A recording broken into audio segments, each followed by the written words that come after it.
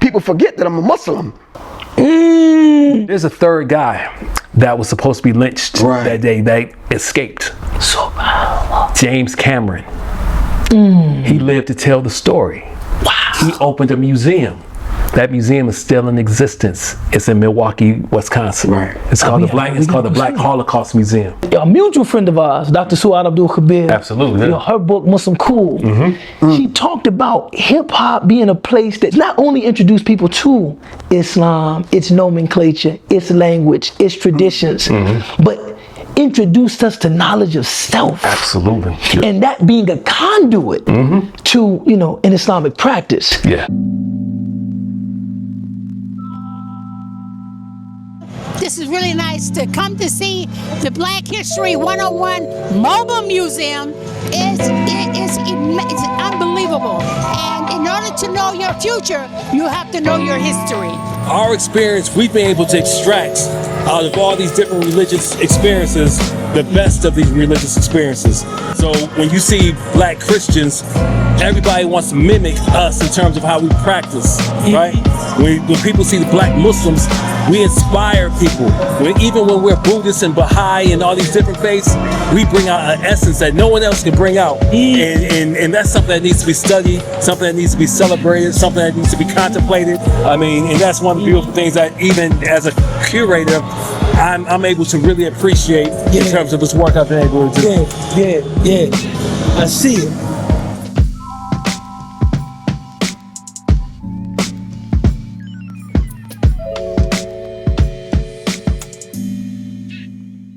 Bismillahir Rahmanir Rahim.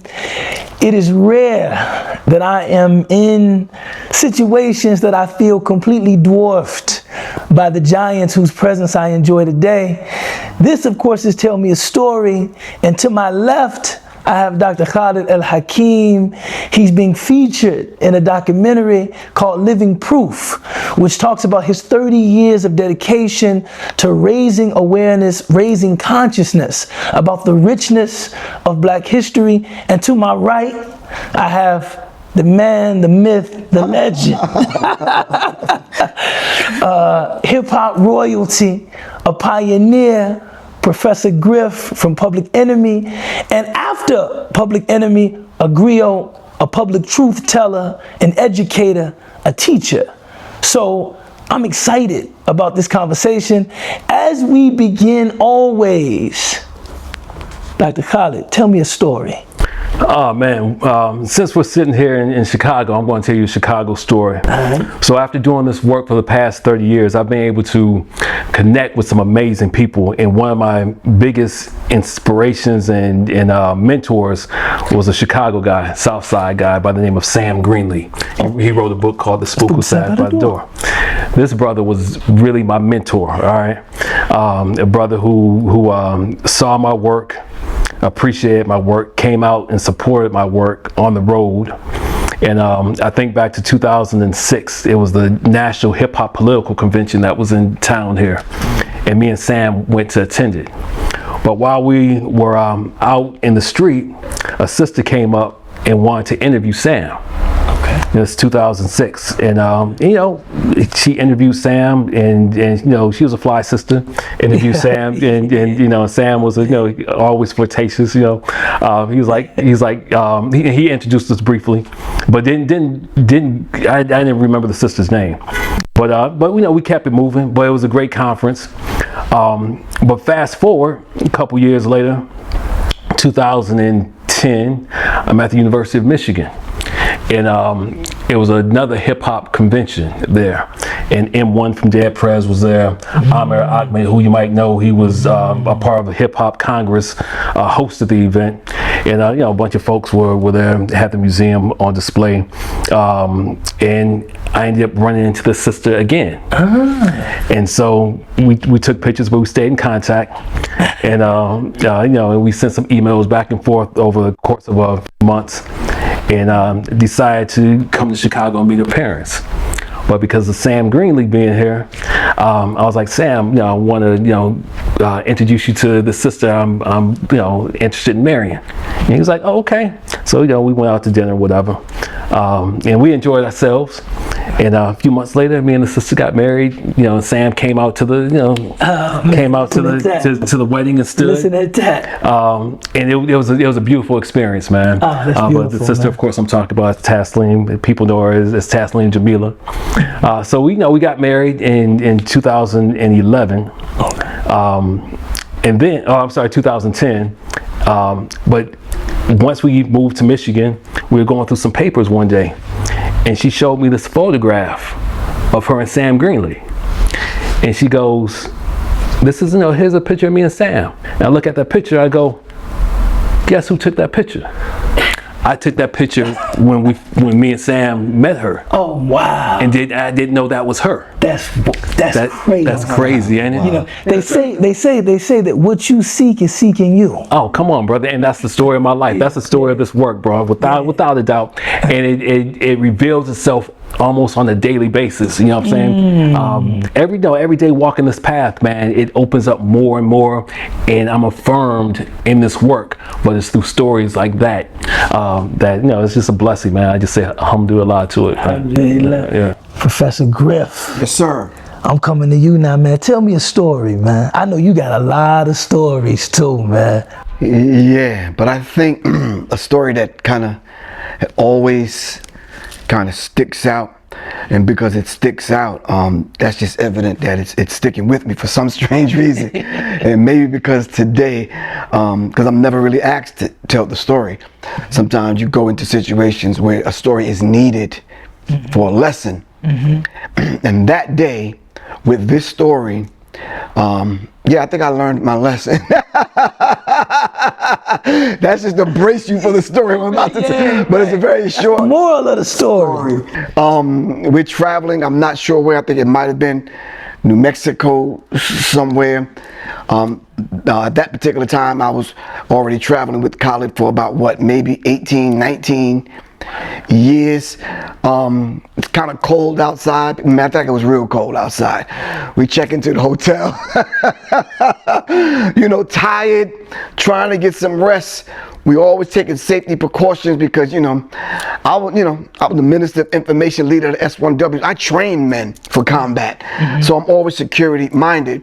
So we in the hotel, we set our phones on when to get up because we got to get to the college to set up.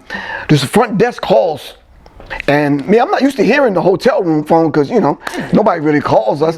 So it kept ringing. So Khalid answered the phone. And they was basically like, excuse me, sir, is this so-and-so and so? She's like, yes.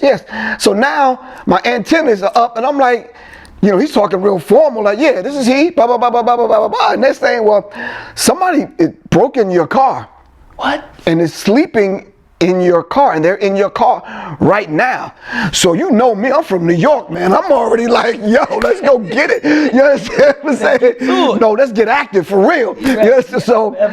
So Khalid already know, man. I'm somewhere in my luggage, somewhere in my sock, I'm carrying a weapon or something. You understand what I'm saying? So I strap up, whatever. We walking down the hall like getting ready for battle, seriously. Go out the back door, and we're looking at the cars, we coming out of the back door, and the dude is in the car. So we're looking like this. So I put my hand on Khalid and said, I got this one. You understand what I'm saying? The dude gets out of the car. As soon as he opened the car, the whiff of odor and funk and last week's non-wearing deodorant, old socks, crusty underwear hit us. We like, whoa. So the dude gets out of the car and already I'm getting in position to do some damage. You understand what I'm saying? So he backs away, clears his eyes, looks, oh man, Professor Griff. Yo, it totally disarmed me. At that point, it took all of the fight out of me. I'm like, I can't even say what I need to say to the guy, man. I'm like, he can't make this stuff up. So homeless, and basically he was explaining to us it was cold last night. He didn't have anywhere to go. So he saw that the car was open, so he just went to sleep. I had some cookies or something in the car. He ate the cookies. But that was my lesson, man. It's like, bro, something. These are some valuable lessons you need to learn. And this is one. It's a lesson of humanity, humility, treat others with respect. He didn't do no damage to the car. He didn't break the window. He didn't, I mean, he ate a couple of old oatmeal raisin cookies, but you know, I can get that back. You understand what I'm saying? Smelled up the car a little, but nonetheless, yeah, I think it was a lesson for him, and it was definitely a lesson for us. And I walked away with that like, wow, you know something? We were in a rural area. I mean, we were way out, man. I'm talking, you know. So one of the things with the museum, we've traveled to some of the most rural areas in America. This place here, you would never have thought that you would have ran into someone who would even recognize. Right. Bro, we were 5 hours outside of Phoenix. You know what I'm saying? We're like southern Arizona. People know you. Yeah. That was shocking though, because obviously the brother was homeless, needed some place to just be warm. Yeah. And I was just like, wow, y'all wanted to give the brother some money. I started tapping my pockets or something like, can I help you now? He asking about Chuck and Flays. I mean, it's crazy. Not to mention that he broke in the car. He's having a conversation now. He might tell you, man, look, hop in, man, let's have a conversation. Right, man. but I'm saying all that to say this, that doing this work, it's not all peaches and cream. It's not all, come on in, you have a beautiful exhibit. You know, it's not, we go through the trials and tribulations that a lot of times we don't even talk about. So it's very interesting and timely that you would ask us to tell these stories, man. And I think when I was listening to Professor Griff's story, I was thinking, nothing disarms like love. He got out, he showed love, right? He recognized Griff. He showed love, and he was immediately disarmed. Absolutely, yeah. Staying on that theme of love, man, what inspires you with such great love? Number one, for our history. Number two, for our people, so that you want to make that history accessible to people, man. Where does that, is it your upbringing? Is it something you experienced? Is it something you saw? Where does this come from, bro? First and foremost, I think it's just my passion initially as a collector. I mean, I'm talking middle school, 13, 14, 15. It's comic books, you know, it's sports cards, it's that type of stuff. Just being a collector, passionate about that, right?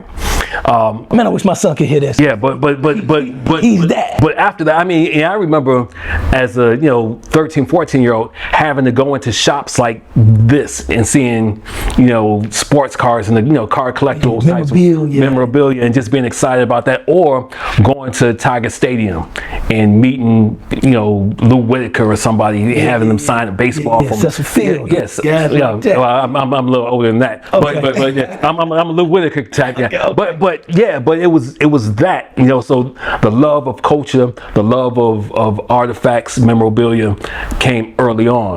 But going through a process of learning that those objects not only carry something personal, nostalgic for me, but other people see value in it as well. And on top of that, you can learn how to you can learn history. I was a social studies teacher, so social studies can be taught with these objects, whether or not it's history, geography, civics, economics. All these things can be learned. So as a social studies teacher, middle school, I'm bringing these objects into the classroom and seeing my students respond to this material in a way that they never could get from the textbook.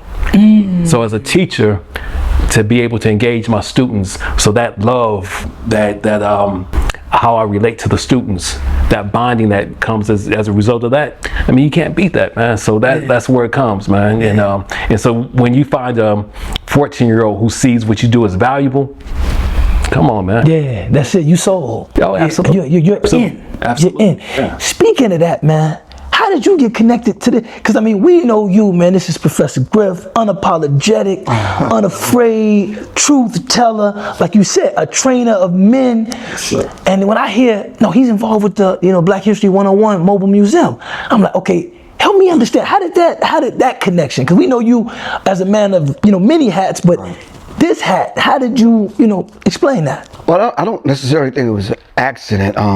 If a lot of us are walking in our purpose on purpose, then we were bound to meet. And it just so happens to be in Detroit. I think it was Eric Perry had brought me in to do a lecture on 9/11. And the title of that lecture was one of the Public Enemy songs, 911 is a Joke. And I added the subtitle to it, Unholy War on Terrorism.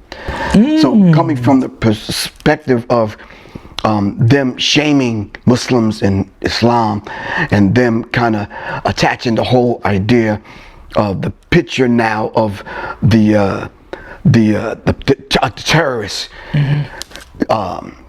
Muslim, Islam. We have to go to war with Islam and that kind of thing. So when I put my material together, I just came in, and my lecture at that during that particular time was about 3-4 hours long. Yeah, it was in the middle of the summer. It was hot. Yeah, it was hot. There was no air conditioning, so I'm laying it out, and I believe Khalid. So you prepared for this, okay? Oh no, this was a lecture that I was actually doing because I wanted to raise the vibratory pitch of people's thinking to make them more aware, and to go along and be in spaces where I could at least correct the perception of Muslims and Islam, whether it's there on that side of the world or whether it was here. But a lot of people just didn't pick that up. They thought I was just coming from a musical point of reference. It was no, because I think people forget that I'm a Muslim. You understand what I'm saying? And because I think people think that everybody in Public Enemy is a Muslim, and that's just not the case. So when I started doing the lecture, that was my initial point of reference. But when I started laying out all the other stuff, I got written off as a conspiracy theorist kind of dude. And here I am thinking I'm laying out facts, stuff that I could prove to this day. Then they shoved the whole Islam thing aside. Yeah, right. You understand what I'm saying? Right. Even today, when you start seeing footage of all of the films that came out about 9/11, a lot of that, those non-truths have been corrected, debunked, and now the truth is coming out. You understand what I'm saying? Yeah. How they manufacture dissent, how they kind of create their own brand of what they want us to believe terrorism is. They'll even create the character for you. Yeah, no, they don't. It's a caricature. Exactly. This is what you see in the media. Exactly. Right? Khalid, man, talk to me about your faith. Because I think that for me, as a black Muslim man in America, I couldn't be prouder that my people are doing this. Now, my people are my people. Right. People with whom I share blood and kinship are people with whom I share blood and kinship. Right. But to know that my brothers in faith are doing this just gives me that additional pride, you know, and because I think that some people think that Muslims turn their back on black people, turn their back on the struggle, turn their back on a deep commitment to our history. And whenever people start talking like that, I say, wait, hold on. What about Dr. Khalid El-Hakim? He ain't turned his back on black people.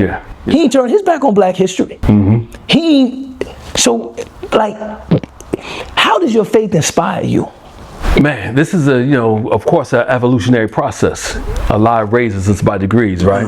So I am not the man today that I was, when I first started off doing this work, right? I took my Shahada in 1994 with some Saudis while I was an undergrad in college. And I went through a process of researching religions, trying to find that one that fit. I grew up in a household that was Christian. My father was Jewish, so I always say the best of both worlds. My parents divorced when I was 5. My father ended up marrying a Jewish woman. I grew up, going to church or whatever. But when I was in college, and this is early 90s, Spike Lee's The X comes out, and so there's conversations on campus. Everybody wants to know about Malcolm X. I read, the autobiography of Malcolm X, inspired by that, informed by that. I'm learning about Islam through hip hop. Of course. You know what I'm saying? I'm listening to the Islamic references in hip hop, and that's resonating with me. But I met some Saudi nationals, and ended up, long story short, I ended up taking my Shahada with them. But early on, learned about the difference in cultural differences within Islam. Now I know some people early on, when they first take their shahadas in different forms, you might be African American, take your shahada, and then all of a sudden you walk in a different path. Sure. That's not not part of your upbringing, right? So some people pivot and go in a whole different way, right? Which is everybody has their own path. So I don't even blame somebody for that, because inshallah, people find their way. That's right. And so one of the things that I remember, some of the Saudi brothers telling me, this thing about, music, this thing about, things they were telling me about my culture that I was just like, it doesn't sit well with me, right? Okay, But, but I was born and raised in Detroit, so I was like, I need to go find my people. So when I graduated, moved back to Detroit, I went right into Imam Warfdeen Muhammad's community and found my people. You know what I'm saying? And even within that community, people come from a bunch of diverse, different backgrounds and thinkings, and all that type of stuff, which is a beautiful thing. But to find your people, you know what I'm saying, like who know who you are. Yeah. So that was my process. And then also when I found my wife, she's coming out of the same community, right? So we're able to vibe on a deep way. A lot of people, for example, kind of look down on poetry and women expressing themselves poetically in Islam. That's what my wife does, and she does it in an amazing way. I mean, she tremendous. She poet laureate of our community. I'm telling you, man. And so, but if you leave it up to certain communities, they'll try to erase her or quiet her up. Like, no, we can't have that. You know what I'm saying? So, I mean, once she was doing a poem at U of I, and she'll remember this. She says something about reflecting on 99 names, watching the sunset. And I remember thinking, I've been waiting for this. Somebody to speak in my idiom and talk about my experience of faith. Yeah, and so tell her keep going. I appreciate that, man. I mean, she'll be here. Tell her. Yeah, man. But it's that, So to be able to find your own people, language, right? Just cultural understanding, food, dress, yeah, man. So I found my people, but not only Imam's community, but also that legacy of the Nation of Islam that comes out of Detroit, man. Can't forget that. So it's just like to find those communities, right? And then, man, so through this process, it's just like it's just raised me and it's affirmed me, and it's where all my success lies, bro. Like, I know what it is to pray 5 times a day for years now. You know what I'm saying? And I also know how it feels not to pray 5 times. You know what I'm saying? So we go through processes, man. And I remember times where I didn't fast for Ramadan, but now I can't remember the last time I didn't fast for Ramadan. But you know what I'm saying? It's just like you go through processes. And Allah raises you, and He blesses you along the way, man. So it's been an amazing process for me, man. This path has just been alhamdulillah. It's very interesting because when I'm hearing him say that, I actually see him walking in that. You understand? Mine's is probably totally different. I'm not sure if he's ever carried an AR-15 or AK-47 or been in circles that I've been in where. Do I pray because I don't trust these dudes and turn my back on them? Or do I just do a silent prayer because Allah knows my heart and keep my hand on my heat? You understand what I'm saying? Because when you come up in certain circles, it's really difficult, man. I understand. But I think even in our travels, regardless of what happens, I think I'm one of them individuals that if you're around long enough, I got your back regardless of how it go down. Yeah. So you could pray, I got you. You understand what I'm saying? And that's actually how it's supposed to go. Yeah. One stand vigil, one pray. Right. And then we change shifts. Right. I stand vigil, you pray. Right. I came up in circles and people want to challenge you on your religion. And I don't really talk about religion like that. I don't. Yeah, it's personal. Our religion is not for us. It's not up for debate. Exactly. It's personal. How the depth of what I feel and what Allah has deposited in me, it's not up for debate. I'm not discussing this with you. Yeah, it's personal. You understand what I'm saying? So yeah, so it's kind of personal. When he said that, it was making me feel a certain kind of way. Like, wow, he made a reference. He made a reference to hip hop. And a mutual friend of ours, Dr. Suhbah Stories, absolutely, her book Muslim Cool, she talked about hip hop being a place that not only introduced people to Islam, its nomenclature, its language, its traditions, but introduced us to knowledge of self. Absolutely. And that being a conduit to, an Islamic practice. Yeah. So you had groups like Poor Righteous Teachers. You had artists like King's Son, X-Clan, Lakim Shabazz, Public Enemy. Right. And these were, at that time, mainstream artists. This wasn't, now I don't mean mainstream artists in the sense that the content is watered down, but they had popular appeal. It wasn't a niche, you know, conscious rap that only people that attended coffee shops and that kind of, you know, it didn't have the same character that we tend to think of conscious music having now. Right. You witnessed that transition. What led to that? How was it just living that experience of kind of the character of hip hop music changing? Well, I think the character of hip hop music making its transition, not necessarily changing, because the ingredients that was in that pot is still present today. Yeah. It's just laying dormant. So even hooking up with Dr. Khalid El-Hakim and our not necessarily our mission, our past intersecting, I think it was merging into what we, even with Islam, even with our love for history, our love for our people, and then knowing that he was hooked up with the last poets, I'm like, oh yeah, this is meant to be. You understand what I'm saying? Yeah. And that's what it was for me, because prior to hip hop, yeah, I was there. I did a whole poetry album. I used to write my poems and just kind of keep it to myself, because back in the day, poetry wasn't something you said out loud. I'm gonna let y'all marinate on that for a minute, because come on, you've written poetry before, but a lot of you didn't say it. There was no coffee shop, no poetry night. Yeah, right. You understand? You open mic night. You might have said it to your queen over here, because you know you wanted a date, but other than that, you're like, yo, check this out, ma.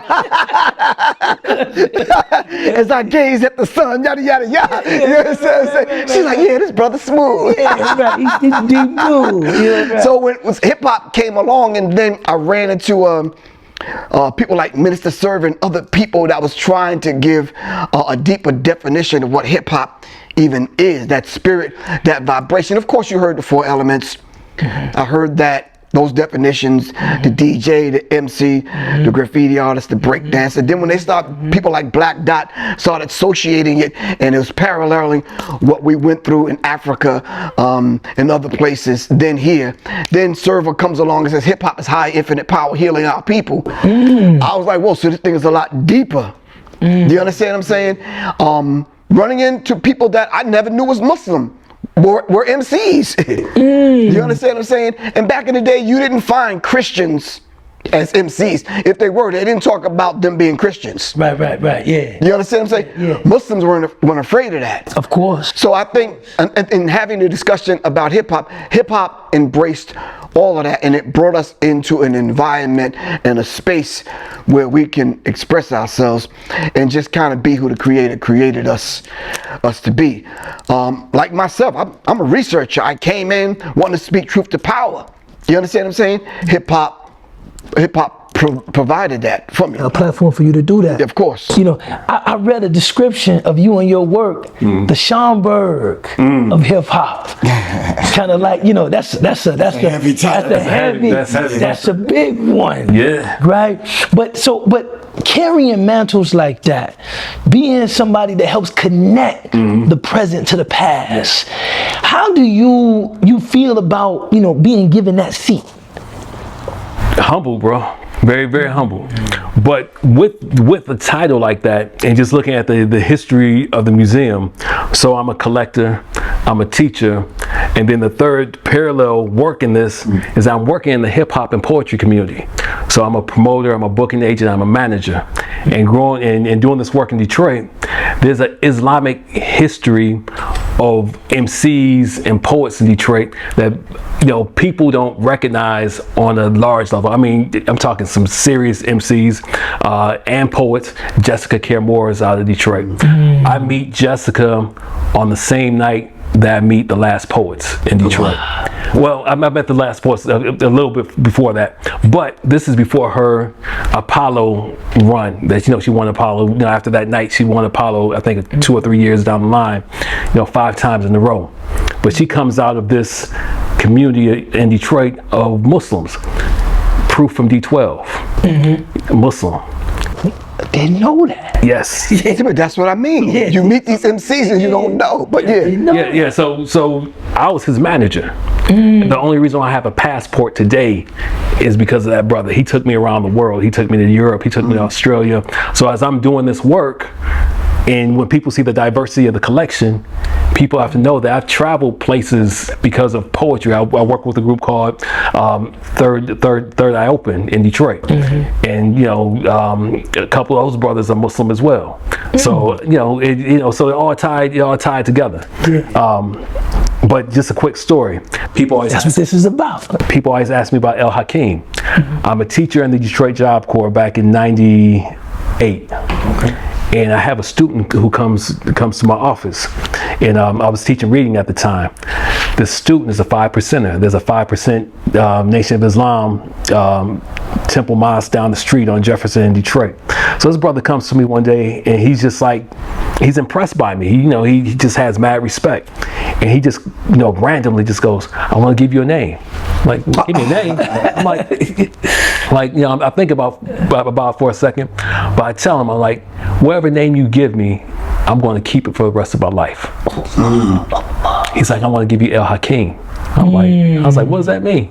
It's like, it means the wise. I'm like, wow. I'm like, that's a big thing to live up to. You got Khalid on the front of it, the wise everlasting. Absolutely. So, but 98, he gave me that name. I've been trying to live up to that name ever since, bro. Ooh, that's beautiful. Yeah. That's beautiful. So, but it comes from a 5%er though. So again, when people think of like Islam, for Black Americans, it's broad, you know what I'm saying? And people can critique it for however you want to critique it, but it is what it is. You know what I'm saying? Allah creates paths for his creation. That's right. And they get, and you learn along the way. You know what I'm saying? So real quick, before we change gears, Living Proof. Yes. This documentary, this is actually why you're here in Chicago, why Griff is here in Chicago. Yes, sir.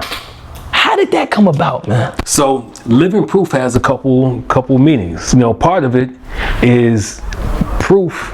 It was the brother I was managing. 2006, he gets killed in Detroit. All right, so this brother, we had just got back from a run in Australia and in Europe, and all of a sudden he's taken from us, right? And there's a sister by the name of Taja Seville. She's the first woman who was signed to Prince's label, Paisley Park. She wrote a song called "Love Is Contagious," which was a hit in the late '80s. But anyway, her and Proof connect and do a song called "Living Proof." And it's just an amazing song. It's one of my favorite songs ever. But we end up taking that title and putting it on the documentary film. And that song is the lead song for the documentary. But also the work after 30 years, this is living proof of our contributions, of our legacy, right? So that's where it comes from. But within this work, again, Griff bought The Last Poets. This is a group that I've managed for a short period of time. Well, more managed Umar bin San from The Last Poets, but worked as a booking agent for 30 years with these brothers. I'm still very much in contact with these brothers, man, and they've been mentors and big brothers to me. But having groups like The Last Poets and Sam Greenlee tour with the museum, obviously Griff. Dr. Khalila Ali, Muhammad Ali's former wife. She just told me I was going to be her manager. I ain't had a choice. I didn't have a choice with that one. Hey, man. That's a willful woman. Yeah, about 3 years ago, she's like, this is who you are to me. I'm just like, I can't say no. Yeah, you know what I'm saying? But as a result of that, man, she's taking me to Nigeria with her, man, and to meet Muslims and go to the National Mosque in Nigeria and see how they respond to her, and how and just the beauty of that experience alone has made all that worth it, man. And then just so many other people who support me along the way. But Living Proof tells that story. Okay. Yeah. Okay. And it's been on the International Film Festival circuit. It produced by Tony Wave, right? Tony Wave, yeah. Tony Wesley, who lives here in Chicago. So he lives over in the Oak Park neighborhood. and he was introduced. Well, we were introduced. Me too. Yeah, we introduced. We were introduced by Sha Rock, MC Sha Rock. Okay. Legendary first female of hip hop culture.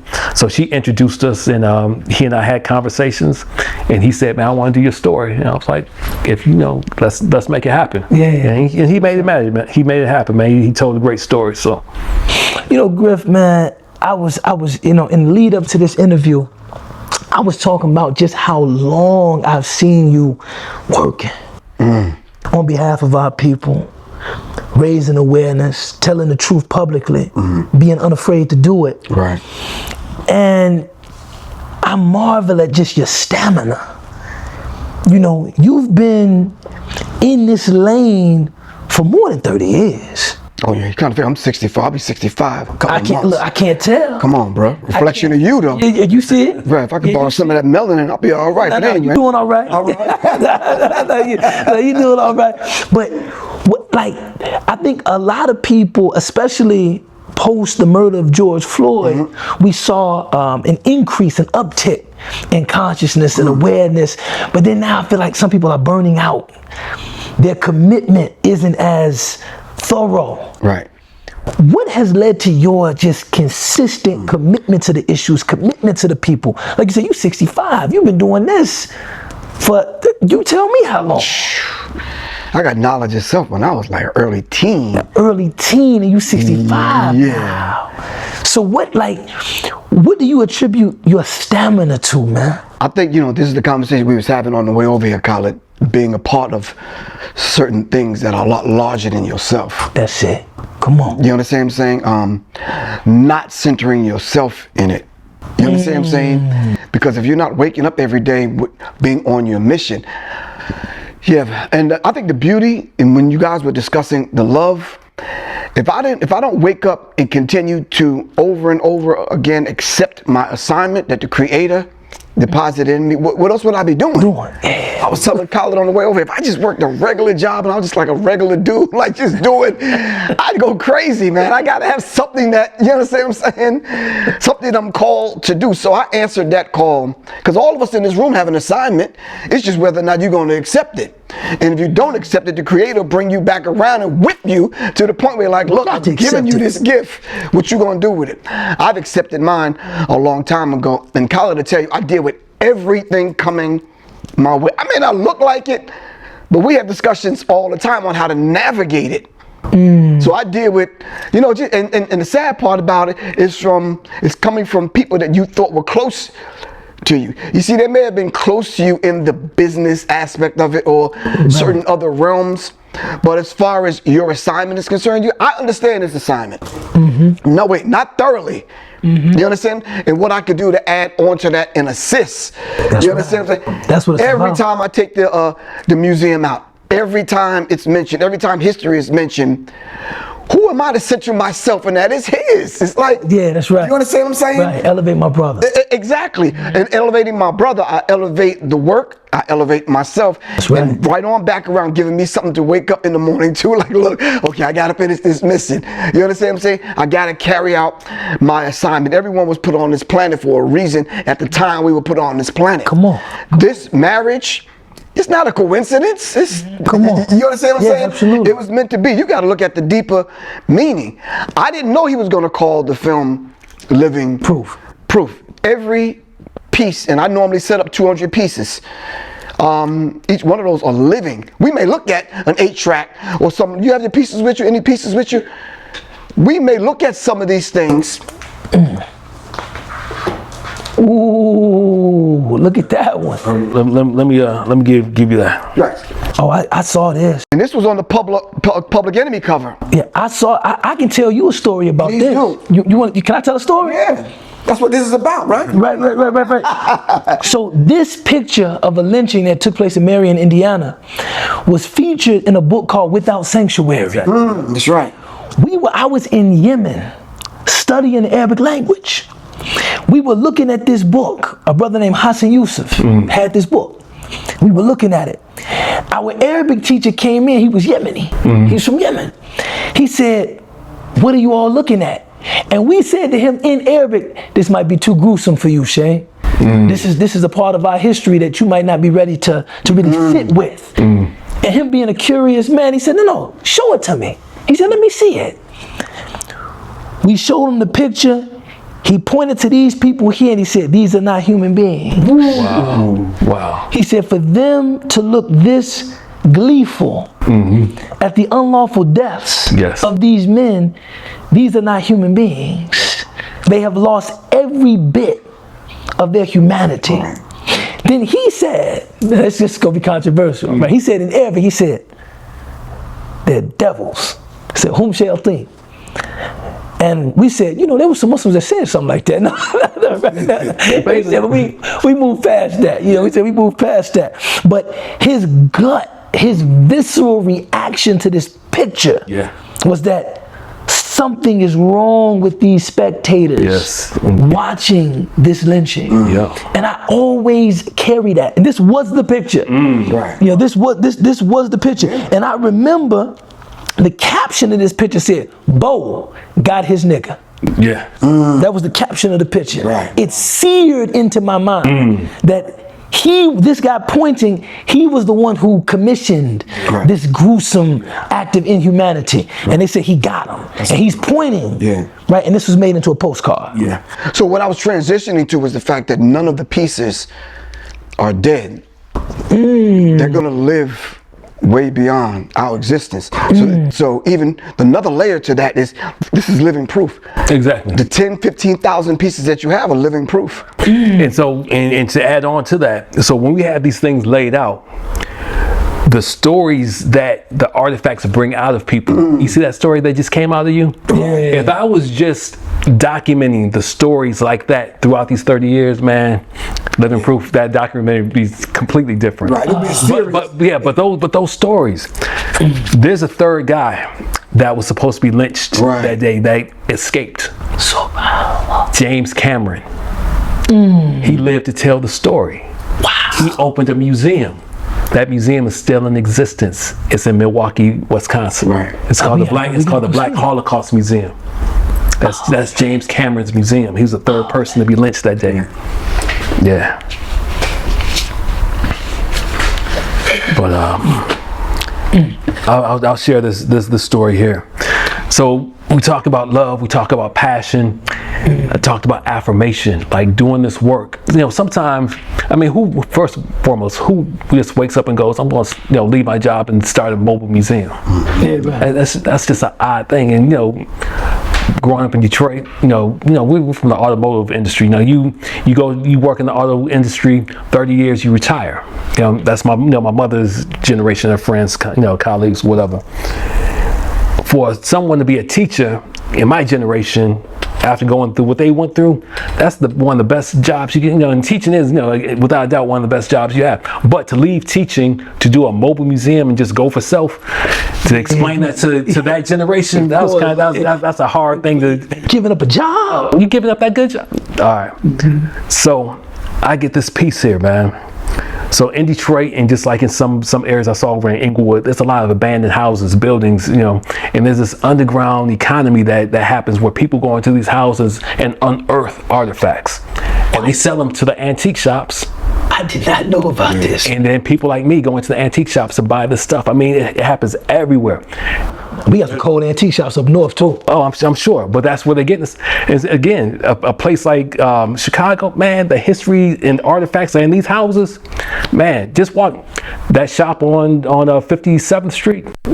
So the record store? Yeah, the record store. 53rd Street. 53rd. Man, amazing stuff that he has in there. But like I told you yesterday, these things are coming from these black families around here, man. And all he's doing is going into these estate sales and pulling the stuff, man. And he has amazing things in that place. But anyway, this material here, this is a brochure.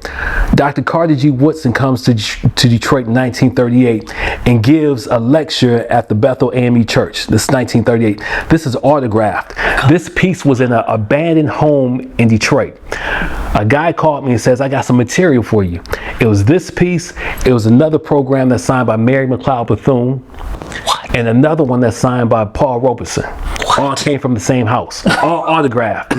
He's like, bro, I got something for you. So I get these pieces and I put them in plastic and I put them on display. I mean, I'm just thinking these are autographs and just these are amazing pieces. And then the spirit says, man, open those things up and read the content of it. So I open this one up, look at it. On the first page, there's a list of the patrons that brought him to town. I'm going down the list. My grandparents. Allahu Akbar. Ilham, come down, open the thing. You know, my grandparents are listed right here, bro. Wow. So imagine this material at a time I'm questioning why am I leaving my job to do this full time. I get this piece and realize this material has stayed in this house for all of these years, waiting for me to come into this knowledge to be able to take this and move it forward, bro. Oh man, this is amazing, man. Yeah. Autograph too, man. Yeah. Miseducation of the Negro. It's ironic, right? Today. Negro. But this has been my story, man. And so those type of affirmations have happened over and over and over. So my next book is going to be on that work, on the spiritual aspects of doing this type of work. Wow. Yeah. Talk about this one. I want you to talk about this one. Talk about that. Yeah. Talk about that one. You got to talk about that one. Well, I think in essence, turn it around so you can see. What we continue to deal with is people thinking that when they first saw this, they thought this was E-Love, which was, you would call him a hype man, but E-Love never talked. And he was on stage with LL Cool J. But it wasn't. But this is actually the black man and the target, because we've always been targeted. And when you look at beautiful sisters like Dr. Frances Cress Welsing, she talks about this not only in her book, The ISIS Papers, but many other scholars, Dr. Amos Wilson, Ivan Van Sertima, and other people speak about the black man being an endangered species. We wanted to send that message out without even attaching anything to it. So they say a picture's worth 1,000 words, but signs and symbols are worth 1,000 pictures. Ooh, that's a bar. That's a bar. So if you look at the image, you be like, wow, okay. Yeah, But what happens with this is it becomes a mirror image. So then are you the target? And then you start to ask the list of questions: who, what, when, why, where, and how. So am I the public enemy? Am I enemy to the public? And from the time that you start studying and understanding America, especially history is concerned, you start to go into why we're public enemies or enemies to the public. If we've been written in as 3/5 of a human being, not 5/5 whole human, and we're 3/5 of a human being, then you can see now why we're a public enemy. So this logo, it's not only standing the test of time, it speaks volumes. You understand what I'm saying? We're being targeted. There it was. Right, and this is the reason why I think we're starting to see, and I think I talked about earlier on my show, the attack on critical race theory, which wasn't even a thing. And then DEI and pulling back on certain things, banning books, closing libraries, pulling stuff out of museums. So we could see why. Public enemy. You understand what I'm saying? It's a beautiful thing. You have your logo anywhere handy? On your book? On my book, yeah. You know, Dr. Frances Cress Welsing, in her book, The ISIS Papers, I remember reading that. I was in high school. And she said that you have to understand white supremacy as the fear of genetic annihilation. Exactly. Yes, sir. Right? And this is just expressing itself in signs, in symbols, in policies, in institutions. That was a sweeping critique. And it gave us light. And it gave us depth to the point where. Absolutely. So now if you look at his logo, and this picture is from where? That's from a newspaper article. Whenever they had the wanted or the runaways. So what year? Give us a year. Those 1830s, 1840s. Okay, so 1830s, 1840s to present. You could take this target and put it over that. Wow, look at that. And it's still relevant. You understand what I'm saying? Look at that. Oof. Yeah. Oof. Yep. Why did you choose this image, man? I know why you chose this. So I know why you chose this. So here's a deep one here. Again, this is living proof. I'm going to show this in this next piece. I initially got it because I had some classified ads of runaways, and I'm like, wow, let me use that logo And once I started using it, people were like, "Why are you using a symbol of a slave for your logo?" I was like, "He's not a slave. He's running. That's a free man. That's a free man. That's a free man." So I used that for a while, but it made me realize, reflecting back in my own family's history, the reason why my mother was born in Detroit is because her parents, my grandparents, immigrated from Canada to Detroit. But why is that? Because 5 generations before that, they came up from plantations in the South via the Underground Railroad. This was them. That was them. Coming up. And I didn't even think about that for years later. But again, as Allah raises you by degrees, as you walk this path, these things emerge in very deep ways, right? So this is, again, it's living proof of this work. Now, this letter, out of all the artifacts I have, is one of the most important letters I have.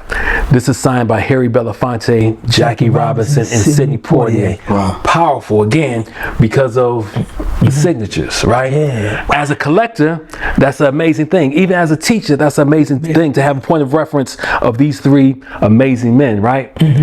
So prior to me meeting you at U of I, at the University of Illinois, where I was working on my PhD, I'm just a collector showing this stuff in public, and just as a point of reference, it's an amazing letter. But I get to Illinois, and all of a sudden I pivot, and I become a researcher, and I become a scholar, right? So the collection all of a sudden becomes a different type of landscape for me to dig deep into and do deep dives into some of this material.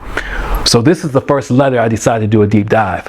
Let me see what the content of this letter is, right? 1959. These men are a part of an organization called the African American Students Foundation.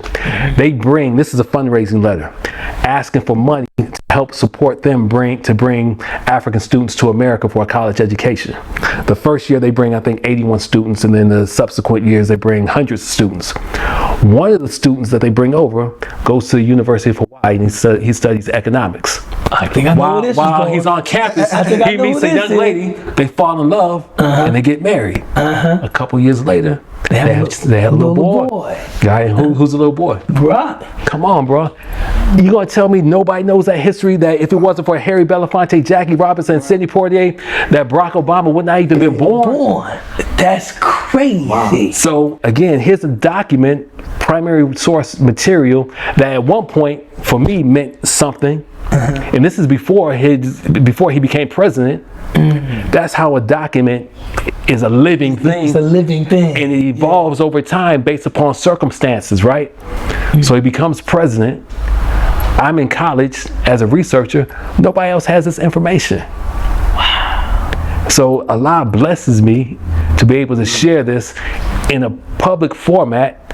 I get a call from ESPN about this letter. They're doing a documentary on Jackie Robinson, his 75th anniversary of him breaking the color barrier. Now look, I love history. History is best to reward all research. Bro. Yes, sir. Malcolm. Yes, sir. Right. That began my just love affair with history. I would never know that there's a linkage between Jackie Robinson and Barack Obama. Ain't that deep?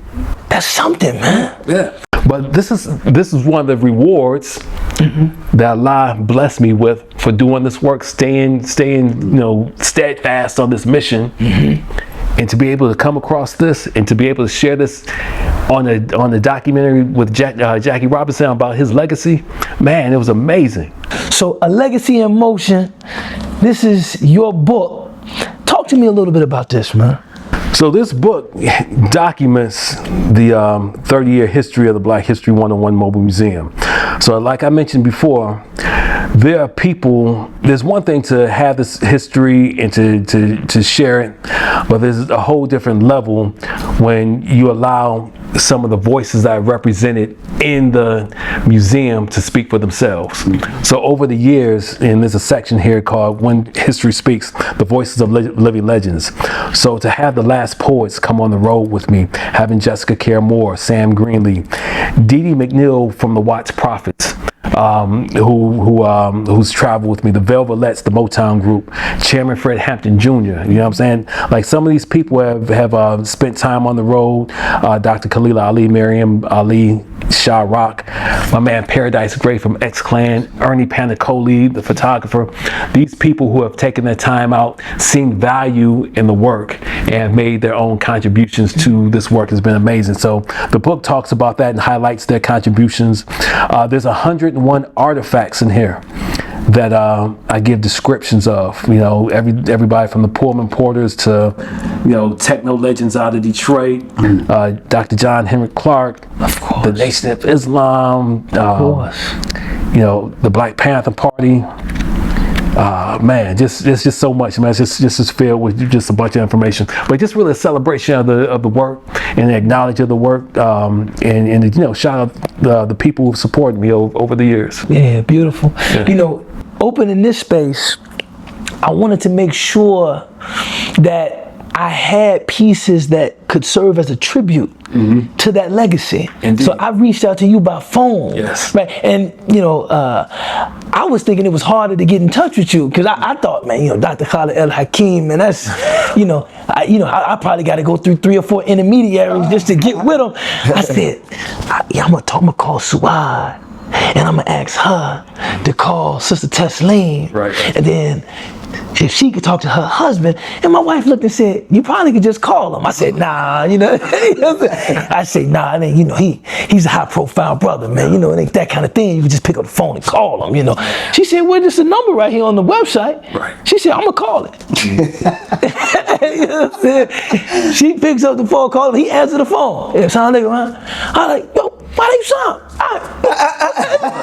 What's going on? I'm trying to get some memorabilia. I'm trying to get, you know, some artifacts. I'm trying to get some stuff for the store. He said, I'm gonna put something together for you. I got you. So he brought something down. Can you pass it to me? Yeah, he brought something down. Yeah, let me share this. One of the reasons why I'm like that is because of cats like him. Yeah. Accessible, always accessible. He'll give you his phone number. He puts his phone number out there all the time. And that's the way you can stay. That's why he got his car slipped in. No, that was me not locking that door.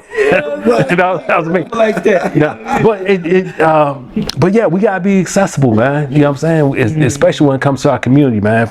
If we're not accessible, then you know what are we doing? You know what I'm saying? So, man. But these pieces here. Thank you, bro.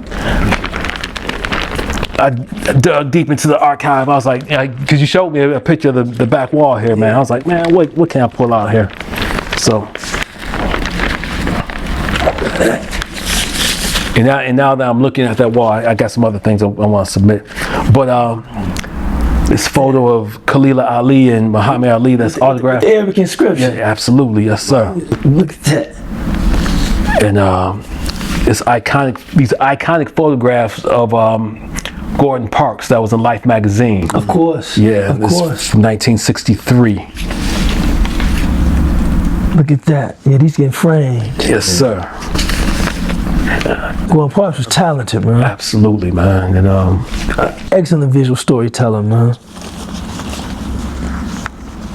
Yeah.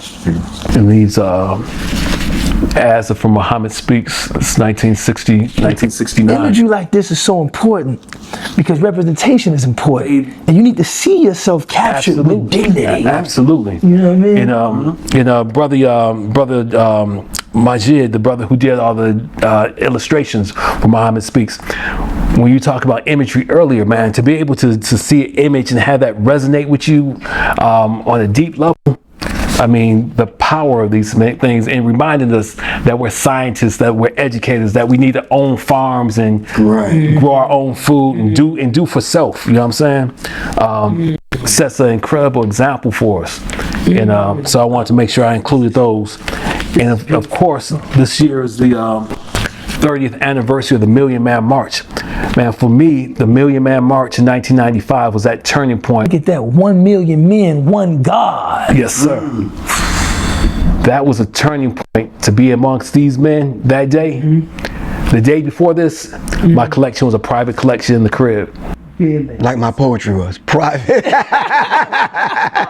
Yeah. But after the Million Man March, when Minister Farrakhan said, go back and make a difference in your community, I went back home to Detroit and started doing public exhibits and it's been on ever since. That's Muhammad Ali. And it's Ali, yes, Ali on the pick. I saw that. And that would have been what, 15 years from when you had an afro and coming down the Soul Train line? You know what I'm saying? Yeah. Now, you know, I want to go to Professor Griff, man. And I just, you know, as our senior here, as our elder, and somebody, man, that we appreciate and respect profoundly, just whatever is on your heart, man, in terms of this moment, right now for us as a community, as a nation, as a people, whatever you want to share, man, whatever is inspiring you, whatever is motivating you, you know. I think right now, at this moment, like right now as we speak, I would really have to give praise and thanks to Allah just to have us on this side of the dirt, man. I mean, I say to cats in the street as I bump into them all the time, yo, how you feel, man? Yo, I'm good, man. We're on this side of the dirt. They say, you right. Yeah. You understand what I'm saying? Some of us have health challenges. Some of us still have habits. Some of us are trying to still make our way through, but nonetheless, we are here to continue the work. You understand what I'm saying? And I think at this moment, I'm just happy to be here continuing doing the work, man. I think that knowing how to care for myself, you understand, and then even pass some of those things on to other people that I meet, I think it's a blessing in disguise, man, because a lot of the people that we've kind of came up with, they're not here. We talked about a few of our friends that, you know, we've known for a minute in jail. You understand what I'm saying? Just not here with us. Some of them are still walking among us, but they not here with us. You understand what I'm saying? So I'm thankful. I'm truly thankful. I'm thankful to have a beautiful wife. I was talking about her earlier. You know, that kitchen, and I'm not directing this towards your wife, but I'm just saying for all of the wives, that kitchen is the doctor's office to keep the husband and the family healthy. That's right, and they the physicians. Exactly. Yeah, they the physicians. And so I'm thankful for that. I'm thankful to have two budding stepdaughters that are coming up in dance, in music, in the arts. That's not outside, not in the street. Yeah. That don't have to kind of keep revisiting those lessons. Yeah. My blood children, they're not out there like that. They're progressive children, kind of doing their own thing, and I don't mind them pulling on me spiritually for some guidance, because a lot of times, you know, when your children get old, they just like, yeah, all right. Get the children, look, right on cue. There go my baby right there, right on cue. Right on cue. So yeah, I'm thankful.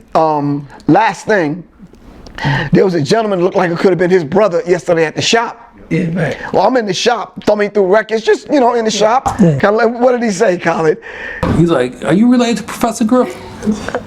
He asked me, was I related to Professor Griff? A little bit. But this dude was from France. I mean, yeah. He said, are you related? Are you related to Professor? I said, yeah. Why? Who told you that, man?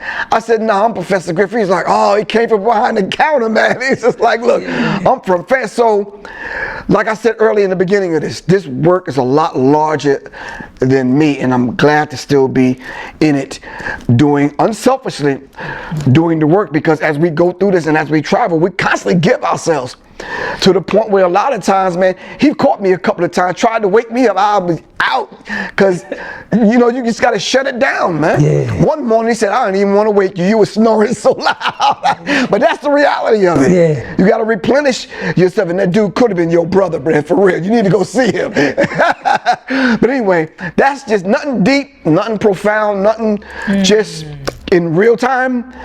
I'm just glad to. I gotta say this. I wasn't gonna say it. Getting a chance to actually get a one-on-one, well, not a one-on-one, but a conversation with you, man, it was just. Not only was it I thought it was gonna be enjoyable, but there were cadences and rhythms and levels that I just hadn't seen those dimensions of your personality and being able to kick it with you. I think I've seen you just in a very specific kind of. And we talk about that all the time. People see me in one light. Let me just share something with you real quick. I say I'm happy and I'm glad and I'm blessed to be in the position that I'm in. And thanks to a support unit like this brother right here, I'm able to sit back and just take a deep breath and think. Now, your wife started this whole thing off with the breath. Right, that's right. My wife did a song called Pranayama, which is the breath.